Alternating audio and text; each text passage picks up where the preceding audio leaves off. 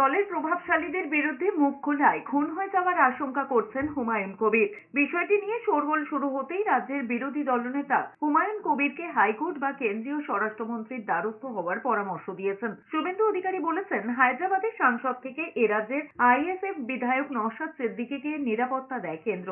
নিরাপত্তার অভাব বোধ করলে হুমায়ুন কবির কেন্দ্রের কাছে আবেদন করতেই পারে। বাইরে আমার মুখ বন্ধ করা যাবে না, যেহেতু তোমরা খাচ্ছ, তোমরা লুটছো, তোমাদের হাতে ঘা লাগবে। হুমায়ুন কবির খায়ও না, লুটে না।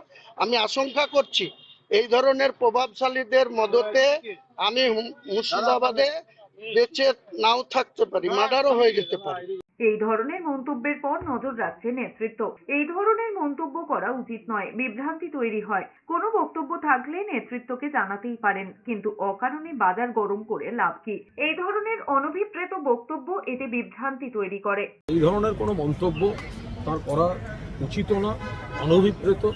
এই অবাঞ্ছিত বিতর্কগুলোকে টেনে আনা কোনো অবস্থাতেই সমর্থন করি না। উনি বিধায়ক, উনি দলের নেতা। ওনার যদি কোনো বক্তব্য থাকে দলের যথাযথ নেতৃত্বের কাছে উনি সেগুলো বলার যথেষ্ট সুযোগ এবং অধিকার তার রয়েছে। সুস্থ থাকতে কে না চায়, কিন্তু দিনের পর দিন সুস্থ থাকতে চাইলেও যেন সুস্থ থাকা আর হয়ে উঠছে না। কারণ বিভিন্ন জায়গা থেকে সুস্থ হয়ে যাবেন এমন প্রতিশ্রুতি পেলেও মেলেনি কোনো সুরাহা। আপনি ভাবছেন কোথায় যাবেন, কিভাবে সুস্থ থাকবেন, এমন নানা প্রশ্নের সম্মুখীন হচ্ছেন। কিন্তু ভাবুন তো, এমন কোনো ডাক্তারবাবুর সন্ধান যদি আমরা দিই আপনাকে, যেখানে গেলে আপনি ম্যাজিকের মতো সুস্থ হয়ে যাবেন, কেমন হবে? হ্যাঁ, আপনি ঠিকই শুনেছেন, চিন্তার কোনো কারণ নেই। সেই সন্ধান দেব আমরা আপনাকে।